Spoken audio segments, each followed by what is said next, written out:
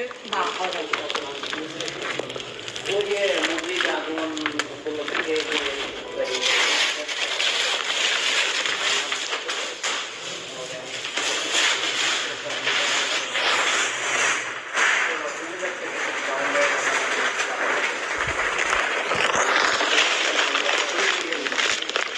আসসালামু আলাইকুম। 2018 সালের 14ই ফেব্রুয়ারি বাংলাদেশ সাধারণ ছাত্র অধিকার সংরক্ষণ পরিষদ নামের একটি সংগঠন গঠন করার উদ্যোগ নেই পাবলিক লাইব্রেরির সামনে কোটা ব্যবস্থা সংস্কারের জন্য।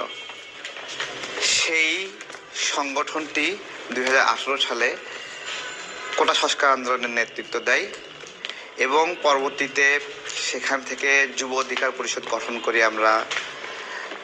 এরপরে গণ অধিকার পরিষদ, শ্রমিক অধিকার পরিষদ, এবং সেই গণ অধিকার পরিষদের নাম আপনারা সবাই শুনেছেন। আজকে যেই ছাত্র অধিকার পরিষদের সংগঠনের নাম আমি স্ট্যাবলিশ করেছিলাম 2018 সালে, তখন এখন যারা আপনার পরিচিত মুখ দেখেন তারা কেউ কিন্তু ছিল না। আমরা পাবলিক লাইব্রেরি থেকে এটা আমি স্মরণ করছি মিনা আলামিন ভাই, স্মরণ করছি আরিফ, সুমন কবির, তারা আমাদের এই দলের নামকরণের সময় ছিলেন। এছাড়া আরও যারা ছিলেন তাদেরকে আপনারা কেউ চেনেন না। তো আমাদের একটা বিবাদের মধ্য দিয়ে গণ অধিকার পরিষদ দুটো অংশে ভাগ হয়ে যায়।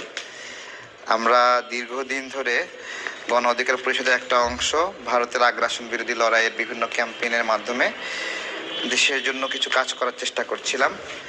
তো সেই দৌড়ে আমরা একটু পরাজিত হয়েছি বলা যায়, অথবা আমাদের এই সংগঠনের এই অংশটা আবার ভেঙে এখান থেকে ফারুক হাসান সহ কয়েকজন চলে গেছে। তো এই মুহূর্তে আমরা মাঠ পর্যায়ে কাজ করতে অনেক সমস্যা হচ্ছে। এই নাম নিয়ে আমরা অনেক সাইবার হ্যারাসমেন্টের শিকার হচ্ছি, তারপরে ফিজিক্যালি হামলার শিকারও হয়েছি।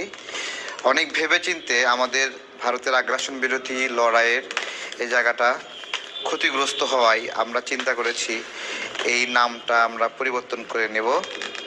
আজকে নিজ হাতে এটা খুললাম।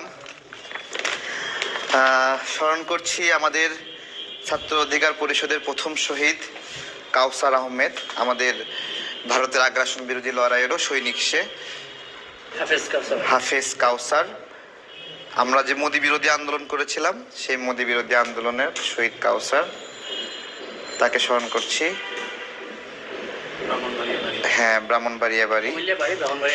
আমাদের নতুন দলের নাম আমরা ঠিক করেছি, আমাদের যে সকল সহযোদ্ধা আমরা একসাথে কাজ করছি সেটা হলো আমজনতার দল।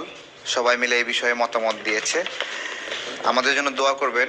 আমরা যেন আমাদের ভারতের আগ্রাসন বিরোধী লড়াইয়ের যে জায়গাটা বাধাগ্রস্ত হয়েছে, ক্ষতিগ্রস্ত হয়েছে আমাদের এই দলটা ভেঙে যাওয়াতে, আমরা যেন সেই জায়গাটাতে আবার কাজ করতে পারি।